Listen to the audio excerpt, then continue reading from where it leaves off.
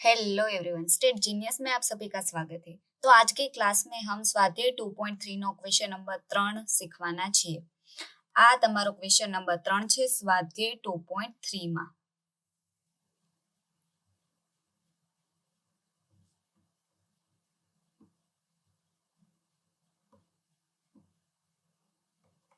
હવે આ દાખલામાં ડિફરન્ટ શું છે જે આપણે પાછળના 1 અને 2 દાખલો શીખી ગયા છે તેમાં અને આમાં શું ફેર છે। આપણે લાસ્ટ ક્લાસમાં વાત કરી હતી કે શું ડિફરન્ટ છે, પણ અહીંયા પણ એકવાર આપણે વાત કરી લઈએ। પાછળ જે આપણે 2 દાખલા ગણેલા છે તેમાં જે સૂત્ર આપણે વાપર્યું છે તે સૂત્રનો ઉપયોગ કરીને આપણે સહસંબંધાંક શોધવાના છીએ। તમને કીધેલું છે કે ક્રમાંક સહસંબંધાંક શોધો, એટલે ક્રમાંક સહસંબંધ માટે આપણી પાસે 2 સૂત્ર છે। એક સૂત્રને જ અત્યારમાં આપણે ડિસ્કસ કરેલું છે, બીજું સૂત્ર જ્યારે જરૂર પડશે ત્યારે આપણે ડિસ્કસ કરશું। અત્યારમાં એક જ સૂત્ર આપણે ડિસ્કસ કરેલું છે, તેના દ્વારા જ આપણે પાછળના 1 અને 2 સમ ગણેલા છે। તો એના જ ઉપરથી આપણે આ ઈ સૂત્રનો ઉપયોગ કરીને આ પણ દાખલો આપણે ગણવાના છીએ। તો તમને કહી દીધું છે કે ક્રમાંક સહસંબંધાંકથી ગણો, એટલે આપણે ઈ સૂત્રનો ઉપયોગ કરીને ગણવાનું રહેશે। હવે પાછળના દાખલામાં અને આ દાખલામાં શું ફેર છે કે પાછળ આપણે ક્રમ આપણે જોઈ લઈએ। પાછળનો દાખલો 1, આ તમારો બીજો દાખલો હતો સ્વાધ્યાય 2.3 માં। તેમાં ક્રમ શબ્દ આપેલો છે, ક્રમ એટલે આપણે આને rx અને ry માની લેતા હતા। આને આપણે જે દાખલા ગણેલા છે તેમાં આપણે આને x માનતા હતા અને આને y માનતા હતા। અહીંયા ક્રમ આપેલું છે એટલે આને ry માનીએ છીએ અને અહીંયા ક્રમ આપેલું છે એટલે rx માનીએ છીએ। ક્રમ શબ્દ ઉમેરાતા r તમારો ઉમેરાઈ ગયેલો છે। તો આમાં આપને કાંઈ ક્રમ શબ્દ આપેલું નથી, આપને કાંઈ લખેલું જ આપેલું નથી। આપને ખાલી કીધેલું છે કે વસ્તી તમને લાખમાં આપેલી છે અને વસ્તી વધારાનો દર તમને 1000 માં આપેલો છે। આપણો પ્રશ્ન શું છે કે એક રાજ્યની ટાઉન પ્લાનિંગ સમિતિએ કરેલા વર્ગ પરથી નીચે મુજબ માહિતી મળે છે। આ માહિતી પરથી શહેરની વસ્તી અને વસ્તી વધારા વચ્ચેનો ક્રમાંક સહસંબંધાંક શોધો। આપણે સહસંબંધાંક શોધવાનો છે, ક્રમાંક સહસંબંધાંક આપણે શોધવાનો છે। આપને વસ્તીની માહિતી આપેલી છે અને વસ્તી વધારાની દરની માહિતી આપને આપેલી છે, એટલે આપને x ની વેલ્યુ આપેલી છે આપને અને y ની વેલ્યુ આપેલી છે। આ x ની વેલ્યુ આપણી પાસે છે અને આ y ની વેલ્યુ આપણી પાસે છે। હવે આપણે પેલા ક્રમ શોધશું, એટલે કે આપણે rx અને ry શોધશું, પછી આપણે આગળ જેમ દાખલો ગણીએ છીએ તેમ જ આપણે ગણશું। ઓકે, તો પેલા આપણે એક કોષ્ટક ગાડી લઈએ જેમાં આપણે રિપ્રેઝેન્ટ કરશું આપણું બધું જ જે આપણે ટેબલમાં દર્શાવવાનું છે તેને બધાને આપણે તેમાં લખશું।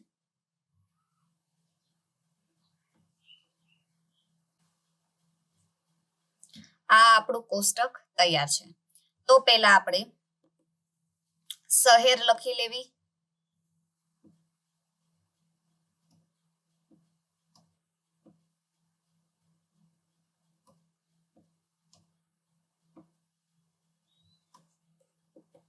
ABCDE,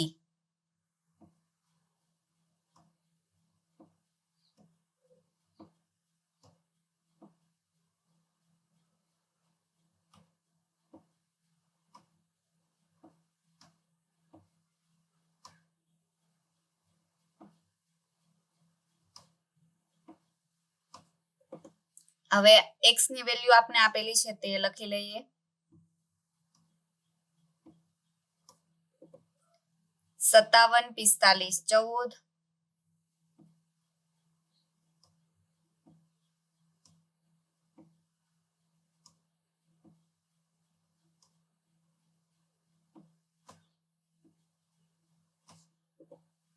18, 8,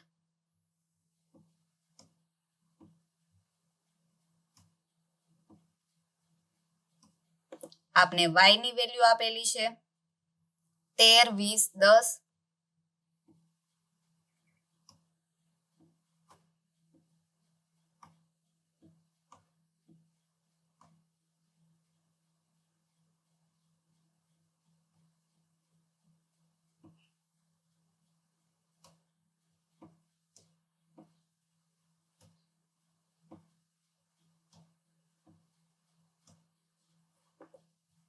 15, 5.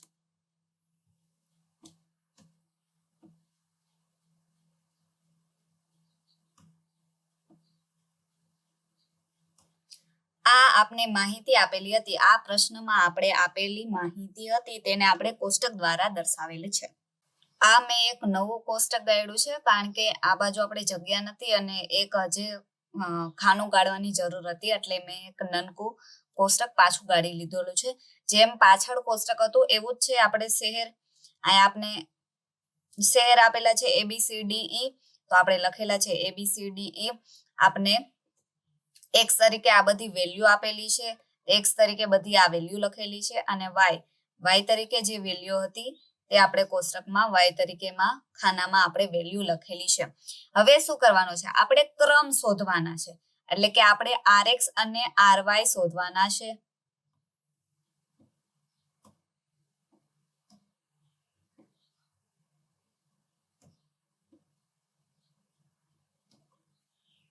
આપણે rx અને ry શોધવાના છે. rx અને rx અને ry આપણે મળશે પછી તો આપણે d શોધી શકશું, d સ્ક્વેર શોધી શકશું અને આપણું સૂત્ર મૂકી શકશું. એટલે rx અને ry આપણે શોધવા જ પડશે. તેના ઉપરથી જ આપણે d મળી શકશે. તો rx અને ry કેવી રીતે શોધવામાં આવે છે?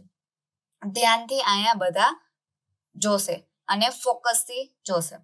હવે આપણે વાત કરી હતી કે આપને એકડા આવડવા જોઈએ. તે મેં સાચું કીધું તું. એકડા તો તમને આવડવા જોઈએ. જોકે બધાને આવડતા જ હશે. તો આપણે 1, 2, 3, 4 એવી રીતે આપણે ક્રમ આપવાના છે બધી જ સંખ્યાને. તો કેવી રીતે? તો આપણે મોટી સંખ્યાથી ચાલુ કરશું. મોટી સંખ્યાને આપણે 1 આપશું, એના કરતા નાનીને આપણે 2 આપશું, એના કરતા નાનીને આપણે 3 સંખ્યા આપશું. એવી રીતે આપણે ક્રમ આપવાના છે. તો rx કેવી રીતે મળશે? તો x ના ખાનાને આપણે પહેલા જોશું.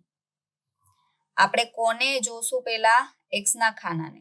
આપણે પહેલા બોક્સ જ બનાવી લઈએ જેથી તમને કન્ફ્યુઝન ન રહે. પછી આપણે ઇરેઝ કરી નાખશું. આપણે આ વેલ્યુને જોવાની છે. કઈ વેલ્યુ જોવાની છે? આ ગ્રીન કલરનું આપણે બોક્સ કરેલું છે તે વેલ્યુને આપણે જોવાની છે. બોક્સનો કલર ચેન્જ કરી નાખીએ તમને ક્લિયર દેખાય રેડ કલરથી.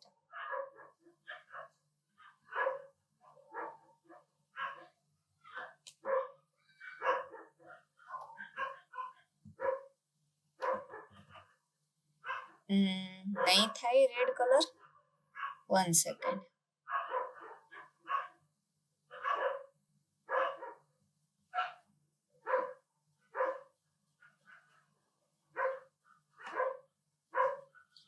આ વેલ્યુને આપણે જોવાની છે. rx છે એટલે x ની વેલ્યુમાં આપણે જોવાની છે. શું જોવાનું છે આપણે? આપણે હવે 1, 2, 3 ક્રમ આપવાના છે. પહેલા આમાંથી બધામાંથી મોટામાં મોટી સંખ્યા કઈ છે? તો કે છે 57. તો એને 1 આપો.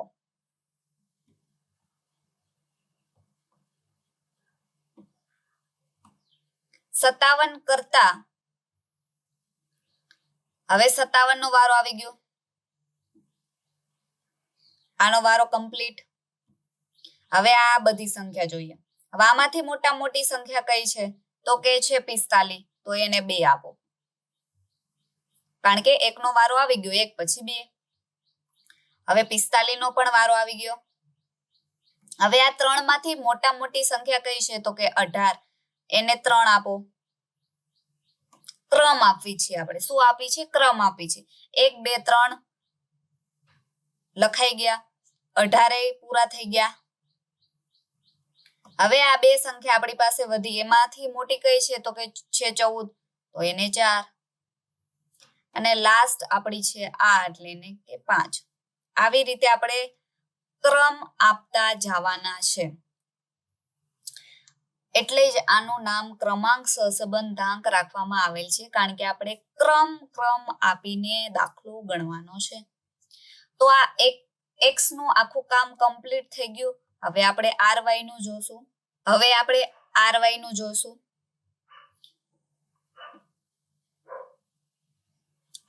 માં પણ આપણે સેમ જ જોવાનું છે. ry છે એટલે આપણે y માં જોવી છે. y માં પણ મોટામાં મોટી સંખ્યા આપણી પાસે કઈ છે તો કે છે 20. 20 ને આપણે 1 આપશું.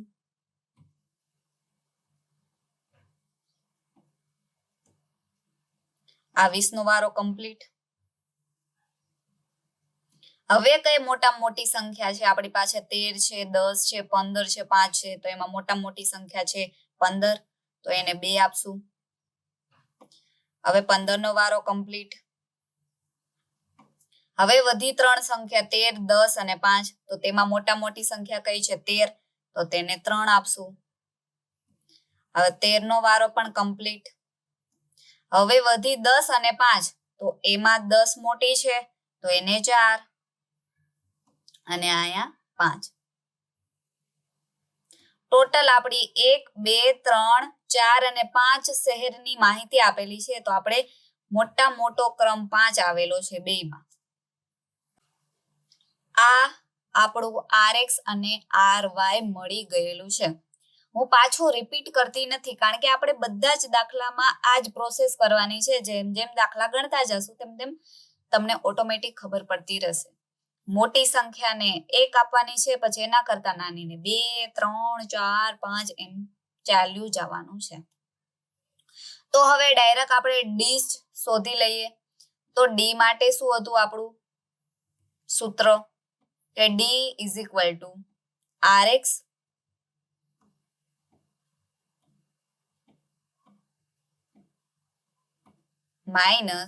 ry.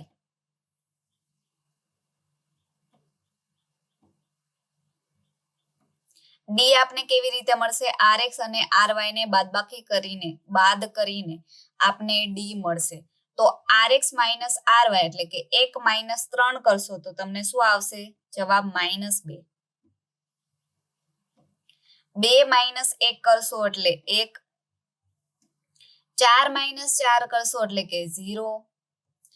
3 - 2 કરશો તો જવાબ આવશે 1. અને 5 -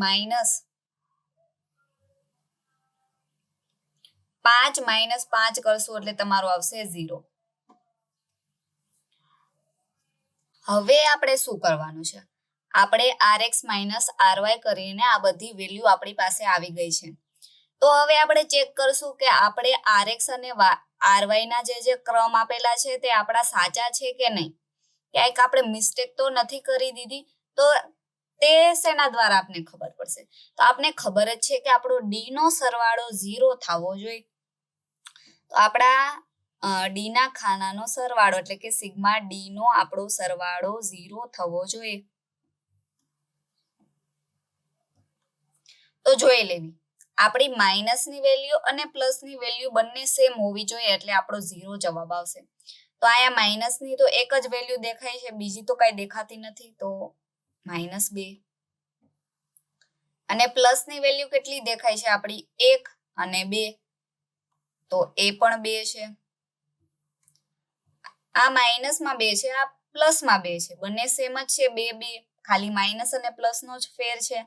તો તમે બાદબાકી કરશો તો તમને 0 જવાબ આવશે. તો આપણે કાંઈ પણ મિસ્ટેક કરેલી નથી. આપણે ક્રમ પણ સરખા જ આપેલા છે. જે આપણે ક્રમ સરખા આપેલા છે એટલે આપણી બાદબાકી સરખી હશે. બાદબાકી સરખી હશે તો આપણો ડી નો જવાબ 0 આવશે. આપણા ડી ના ખાનાનો સરવાળો 0 આવશે, જે આપણે આવે છે. તો હવે આપણે ડી સ્ક્વેર કરી લઈએ.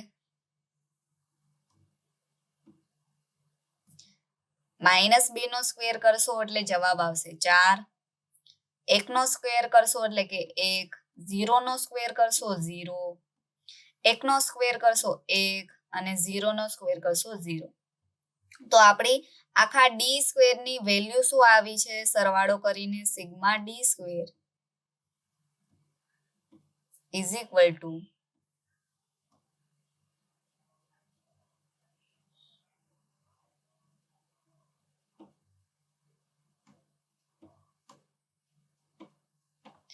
4, 5 ને 6.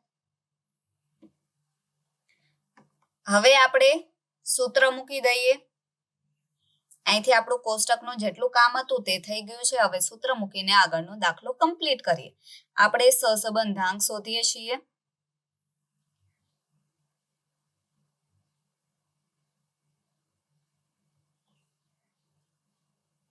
એટલે કે r ઇઝ ઇક્વલ ટુ સહસંબંધાંકનું સિમ્બોલ શું છે r છે.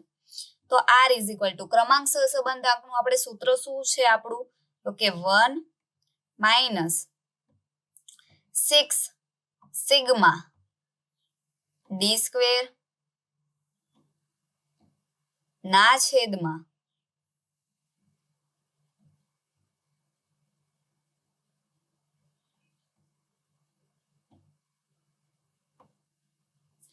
n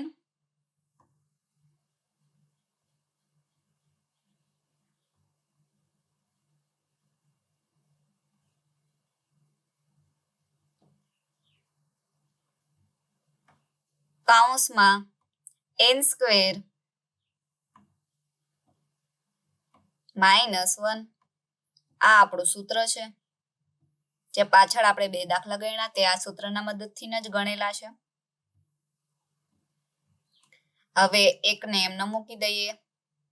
માઇનસ 6 છે તેને પણ લખી લઈએ 6 સિગ્મા ડી સ્ક્વેર ની આપણી પાસે વેલ્યુ શું છે તો કે 6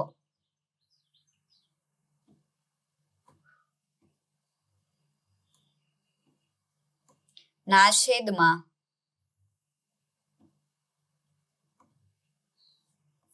n આપણા શું છે તે જોઈ લઈએ. આપણે ઉપર કાંઈ આપેલું નથી કે n ની આપણે માહિતી શું છે. તો આપણે કોષ્ટકમાં જોઈ લઈએ. આપણે 1 2 3 4 ને 5 5 શહેરની આપણે માહિતી આપેલી છે. તો આપણો n 5 થશે.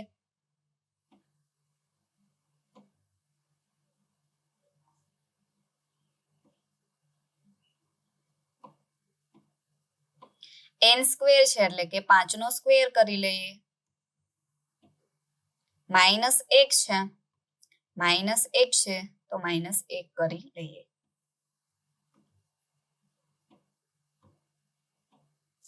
1 માઇનસ 6 ગુણ્યા 6 છે એટલે જવાબ આવશે 36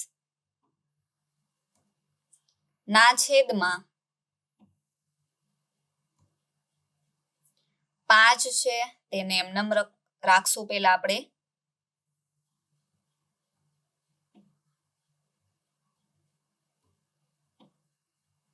કૌંસમાં 5 નો સ્ક્વેર છે એટલે 5 નો સ્ક્વેર કરશું 25 માઇનસ 1 છે તો માઇનસ 1 કરશું. 5 નો સ્ક્વેર કર્યા માઇનસ 1 5 નો સ્ક્વેર 25 આવે અને માઇનસ 1.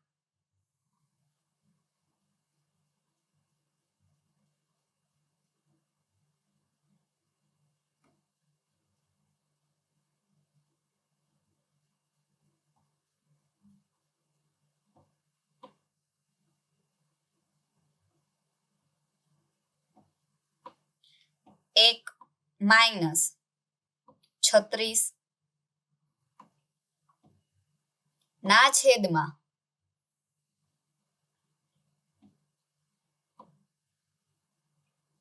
5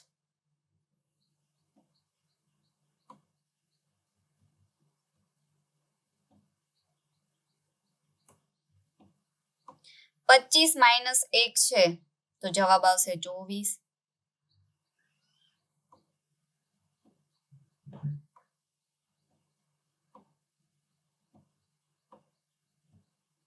એક માઇનસ 36 ના છેદમાં 25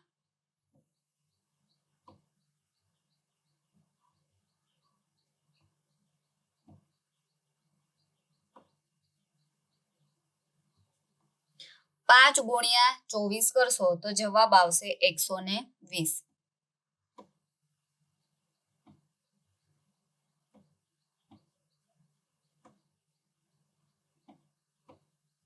પહેલા આપણે ભાગાકાર કરશું પછી માઇનસ કરશું.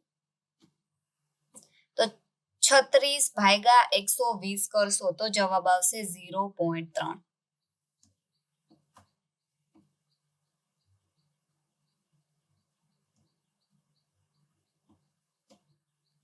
એક માઇનસ 0.3 કરશો તો જવાબ આવશે 0.7. આ તમારો જવાબ આવી ગયો છે. R is equal to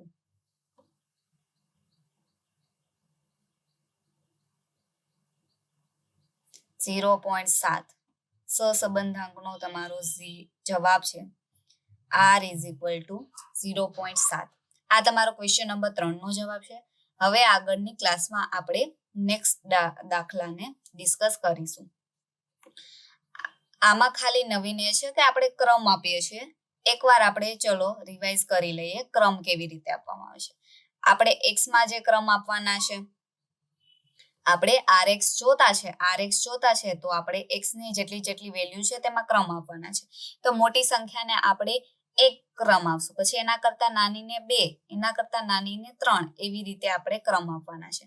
તો આખા કોષ્ટકમાં મને પહેલી સંખ્યા મોટી દેખાય છે જે છે 57, તો મેં એને 1 આપેલા ક્રમ. એના કરતા નાની છે 45, તો એને મેં 2 આપ્યા. એના કરતા પણ નાની છે 18, એને 3.